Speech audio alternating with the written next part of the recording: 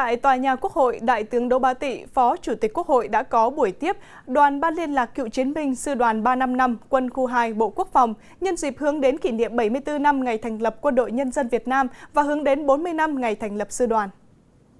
Báo cáo hoạt động nổi bật của Ban liên lạc Sư đoàn 355 Quân khu 2 trong những năm qua, đại diện Ban liên lạc cho biết, các cựu chiến binh của Sư đoàn luôn hoàn thành nhiệm vụ của Đảng và nhân dân giao cho, phát huy truyền thống vẻ vang của Sư đoàn, gương mẫu trong việc thực hiện các đường lối chính sách của Đảng và Nhà nước.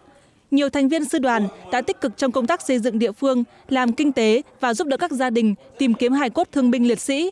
Phát biểu tại cuộc gặp, Phó Chủ tịch Quốc hội Đỗ Bá Tị biểu dương những nỗ lực đóng góp của Ban liên lạc và các cựu chiến binh Sư đoàn trong thời gian qua, đồng thời đề nghị các cựu chiến binh tiếp tục phát huy truyền thống bộ đội Cụ Hồ, truyền thống Sư đoàn, thực hiện tốt các chính sách đền ơn đáp nghĩa, chăm sóc thăm hỏi động viên đồng đội, qua đó gắn kết tinh thần của các thành viên trong Ban liên lạc. Phó Chủ tịch Quốc hội cũng hy vọng các cựu chiến binh Sư đoàn sẽ làm được nhiều việc hơn nữa để xứng đáng với niềm tin của Đảng và nhân dân.